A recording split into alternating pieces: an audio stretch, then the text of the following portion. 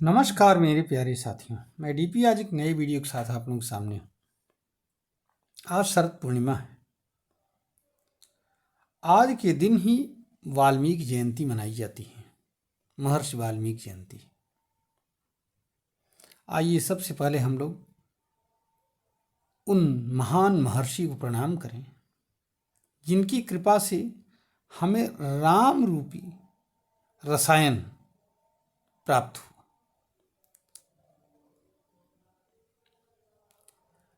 महर्षि वाल्मीकि का जीवन संघर्षों से भरा हुआ है। तपस्वी के रूप में बाद में उद्भूत होता है उनका नया रूप, और इतने बड़े तपस्वी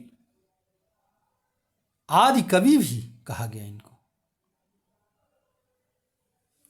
पहली कविता प्रस्फुटित हुई, ऐसा माना जाता है कि मां निषाद प्रतिष्ठां त्वं गमः शाश्वती समाः यत्क्रौच मिथुनादेकम् अवधि काम मोहितम। यही पहली कविता थी जो आदिकवि के मुंह से प्रस्फुटित हुई थी।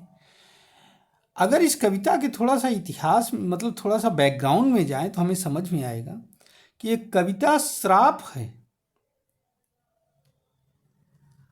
और उस बहेलिये को श्राप दिया गया था। गुस्से में आकर के क्रौच पक्षी का जोड़ा था, उनमें से एक को उसने मार दिया था,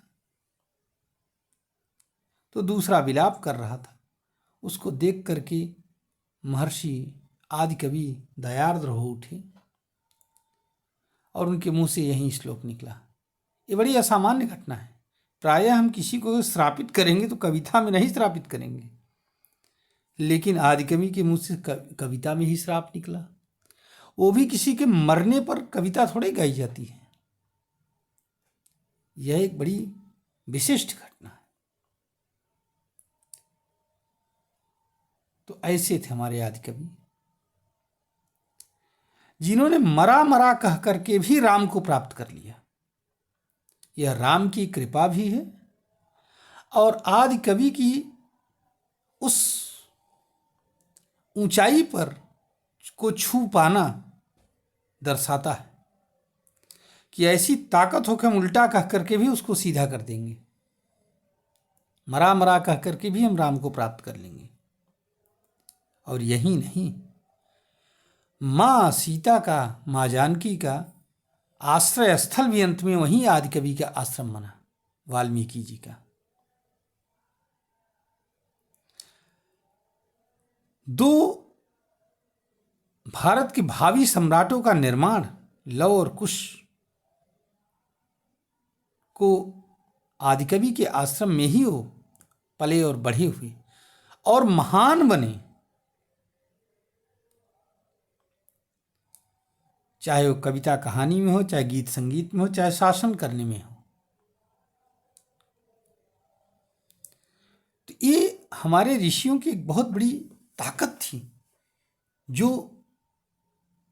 छोटी से छोटी किसी भी जिस चीज को हम बहुत सामान्य समझते हैं, उनको भी उच्चतम आदर्शों तक पहुंचा देने की क्षमता रखती थी, ऊंचाइयों तक।